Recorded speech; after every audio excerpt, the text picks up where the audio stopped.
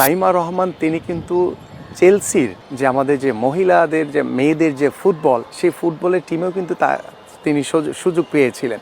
চেলসির নারী দলের গোলকিপার হিসেবে সুযোগ পেয়েছিলেন প্রধানমন্ত্রী তারেক রহমানের মেয়ে জাইমা রহমান। ক্রীড়া প্রতিমন্ত্রী আমিনুল হকের এ মন্তব্য সোশ্যাল মিডিয়ায় ভাইরাল। অনেকে আবার বিষয়টিকে নিয়ে ট্রল করছেন, মিম বানাচ্ছেন, আবার কোথাও কোথাও তার বক্তব্য ভুলভাল উপস্থাপিত হচ্ছে। বিষয়টি ক্রীড়া প্রতিমন্ত্রীর নজরে আসার পর তিনি জাইমা রহমানের ইংলিশ প্রিমিয়ার লিগের ক্লাব চেলসির বয়স ভিত্তিক দলের সুযোগ পাওয়ার খবর নিয়ে অবস্থান পরিষ্কার করেন।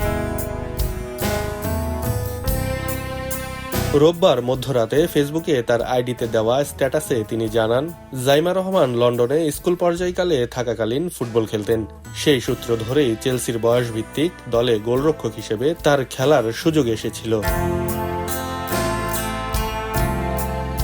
দেশের ফুটবল ইতিহাসের অন্যতম সেরা গোলরক্ষক আমিনুল তার পোস্টে আরও লিখেন, জাইমা রহমানের স্কুলে গোলকিপিং করার কথা তিনি খোদ প্রধানমন্ত্রীর মুখ থেকেই শুনেছেন। তিনি উল্লেখ করেন, স্কুলে থাকাকালীন চেলসির বয়সভিত্তিক দলে খেলার সুযোগ এলেও প্রধানমন্ত্রী তারেক রহমান ও তার স্ত্রী ডক্টর জুবাইদা রহমান মেয়েকে লেখাপড়ায় মনোযোগী হতে বলেছিলেন।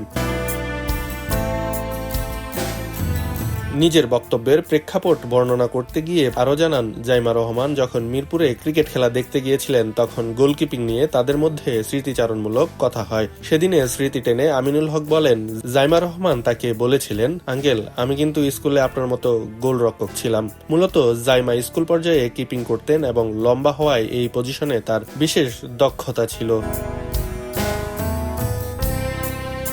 আমিনুল হক জোর দিয়ে বলেন, ইউরোপে স্কুলের পড়াশোনার পাশাপাশি খেলাধুলা প্রতিটি শিশুর বেড়ে ওঠার অংশ। জাইমা রহমানেরও খেলাধুলার প্রতি ভালোবাসা ছিল, তবে পরিবারের ইচ্ছায় তিনি শেষ পর্যন্ত শিক্ষা জীবনকেই অগ্রাধিকার দিয়েছেন। মূলত সামাজিক যোগাযোগ মাধ্যমে এই তথ্যটি নিয়ে বিভ্রান্তি তৈরি হওয়ায় বিষয়টি তিনি স্পষ্টভাবে ব্যাখ্যা করেন। আব্দুল্লাহ বাকি, খবরের কাগজ। খবরের কাগজ, নিখাদ, নির্ভীক, নিরপেক্ষ।